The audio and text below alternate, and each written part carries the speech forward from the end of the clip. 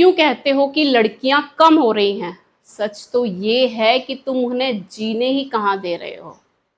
विशा शर्मा, दीपिका नागर, निक्की भाटी और पलक रजक, ये कुछ ऐसे नाम हैं जो अब इस दुनिया में नहीं हैं। ये पढ़ी लिखी थी, आत्मनिर्भर थी और सबसे बड़ी बात है कि ये मुस्कुराती भी थी। लेकिन इनको इस हद तक मानसिक प्रताड़ित किया गया कि ये टूट गई। किसी की जिंदगी या तो छीन ली गई या किसी ने खुद ही मौत को गले लगा लिया। उनको बार बार ये ताना दिया जाता था कि तुझे तेरे घर वालों ने दिया ही क्या है। दिया तो था ना, लाखों करोड़ों खर्च भी किए थे, पर क्या तुम उस लायक थे? तुम दहेज लोभियों की भूख शांत नहीं हुई, तुम्हारा पेट तो एक अंधा कुआं बन चुका था। इसमें जितना डाला जाए उसकी भूख उतनी ही बढ़ती चली गई।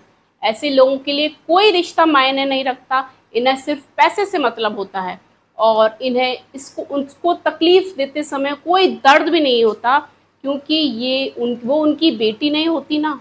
क्यों देते हो दहेज? और ऐसे मांगने वालों को, हाथ फैलाने वालों को तो 1 रुपया भी नहीं देना चाहिए।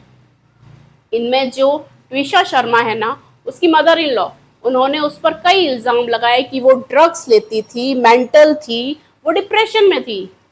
वो उस इंसान को जब उसके पीछे इतना कुछ कह रही हैं, जबकि वो इस दुनिया में अपनी गवाही देने के लिए मौजूद तक नहीं है, तो उसके ज़िंदा रहते उसको कितना प्रताड़ित किया होगा।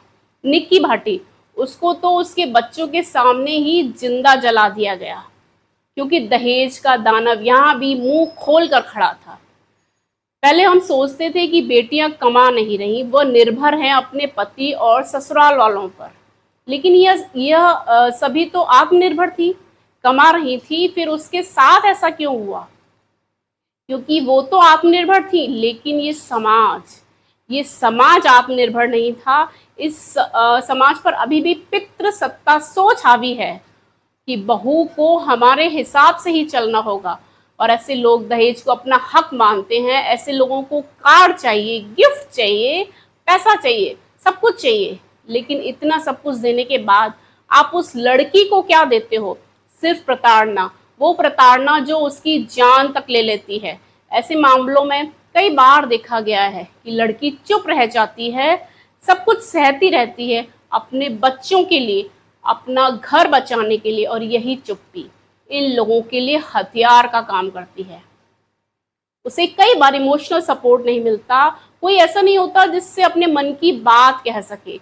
वो टूट जाती है और यह सब उसको अंदर ही अंदर खोखला कर देता है। ये तो महज कुछ नाम है जो कि